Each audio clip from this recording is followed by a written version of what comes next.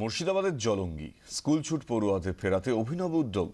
মাসখানেক অন্তর স্কুলের উদ্যোগেই নেওয়া হয় ছোট ছোট বেড়ানোর প্ল্যান, কখনো দূরে কখনো বা বাড়ির কাছেই। প্রকৃতি থেকেই পড়াশোনার পাঠ নিচ্ছেন পড়ুয়ারা।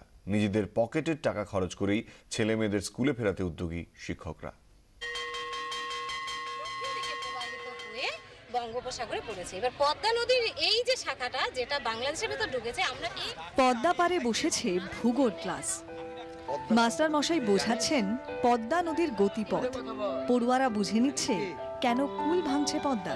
প্রকৃতির কোলে পড়াশোনা করার এক নতুন অভ্যেস তৈরি করেছে জলঙ্গির এই প্রত্যন্ত স্কুল। আজ বাঁধন ছাড়া খুশির আনন্দে মেতে উঠেছে স্কুলের ছাত্রছাত্রীরা।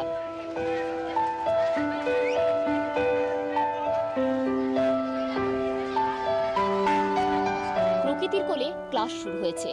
আমাদের পেছনে দেখতে পাচ্ছেন বিস্তীর্ণ পদ্মা নদী, ওপারে হচ্ছে বাংলাদেশ। প্রকৃতির কোলে থেকে এই বিষয়টাকে বোঝা, সেই ব্যাপারটা যতটা সম্ভব আমরা স্টুডেন্টের কাছে তুলে ধরার চেষ্টা করছি। ভারত বাংলাদেশ সীমান্ত লাগোয়া এই এলাকায় রয়েছে বিভিন্ন চোরাচালান চক্র। সামান্য টাকার হাতছানিতে শৈশবেই অনেকে জড়িয়ে পড়েছে অন্ধকার জগতে। এর সঙ্গে রয়েছে স্কুল ছুটের সমস্যাও, বাড়ানোর সঙ্গেই পড়া। সেই ভ্যাকসিনেই এবারে স্কুল ছুটরা ফিরছে স্কুলে। কমছে অপরাধের জড়িয়ে পড়ার প্রবণতাও, দাবি স্কুল কর্তৃপক্ষের। একটা স্কুল বয় সে ক্লাস 10-এর নাম লিখিয়ে চলে যাচ্ছে ভিন্ন রাজ্যে কাজ করতে, কি না তাকে ভালো মোবাইল তাকে কিনতে হবে, নাহলে স্কুলে তাকে সবাই সম্মান করছে না।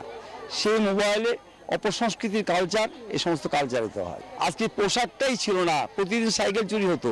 আজকে কিন্তু কোনো সাইকেল চুরির নামগন্ধ পর্যন্ত নেই। আজকে মোটরসাইকেল নিয়ে মেয়েদেরকে ইপটিজ করা হতো, সেই অভিযোগ আমার কাছে নতুন করে কিছু আসছে না। নিজেদের পকেটে টাকা খরচ করে পড়ুয়াদের এই প্রকৃতির পাঠ শেখাচ্ছেন শিক্ষকেরা। এই ধরনের উদাহরণ সত্যি ছাত্রছাত্রীদের কাছে, এমনকি অনেক স্কুলের কাছেও উৎসাহব্যঞ্জক। ক্যামেরাম্যান রানা ইসলামের সঙ্গে সোমা মাইতি, 24 ঘন্টা।